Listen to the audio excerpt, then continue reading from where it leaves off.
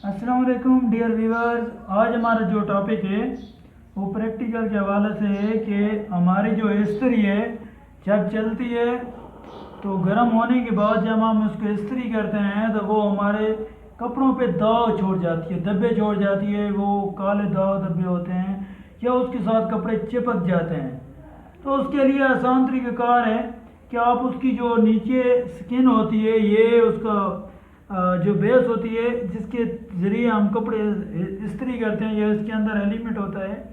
तो ये गर्म हो के ये इसके साथ ये मेल जम जाती है। अगर ये देखें तो ये मेल जमी हुई है।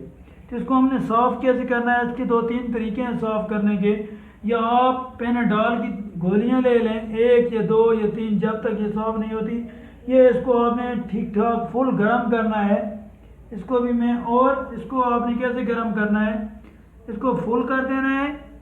इधर आपने फुल कर देना है। फुल करने के बाद इधर से आपने सप्लाई को ऑन कर देना है।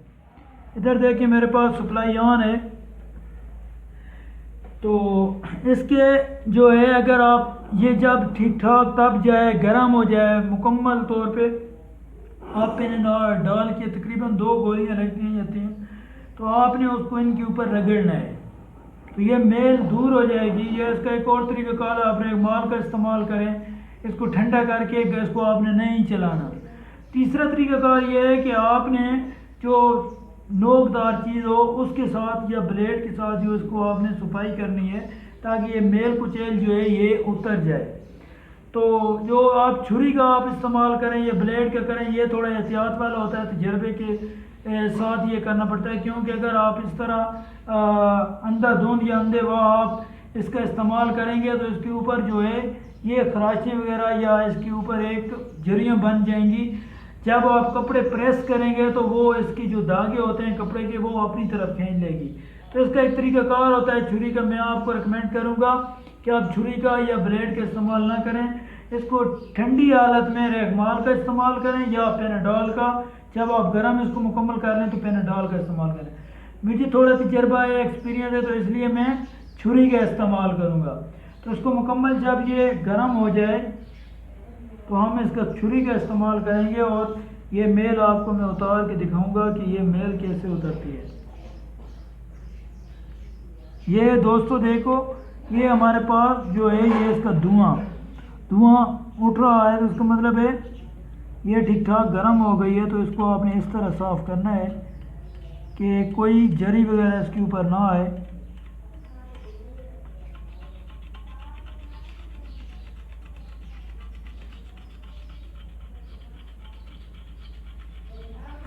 या दोस्तों एक और भी तरीक़ाकार होता है। इसको आपने मुकम्मल गर्म करने के बाद आपने रेत जो होती है, रेत के ऊपर इसको रगड़ें। पुराने लोग जो होते थे वो यही तरीक़ाकार करते थे, रेत के ऊपर इसको रगड़ें। क्योंकि ये इसकी मेल कुचैल जो होती है वो ऐसे उतर जाती है। ये देखें, अगर आप देख सकते हैं तो ये मेल कुचैल इसकी उतर रही है।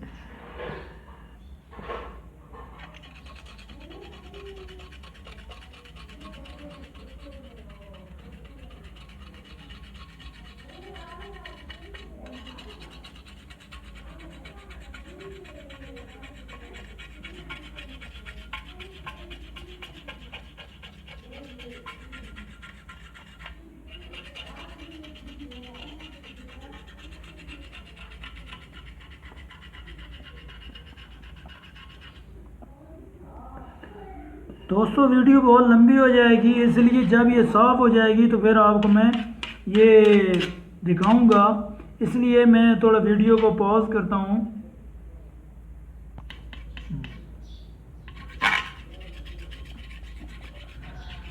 दोस्तों जितने मुझसे ये हो सकती थी मैंने इसको सॉफ़्ट किया है, ये आप देख सकते हैं। और इसके बाद हम इसको ठंडा होने के बाद इसको हम ऑफ़ कर देंगे इसकी सप्लाई को।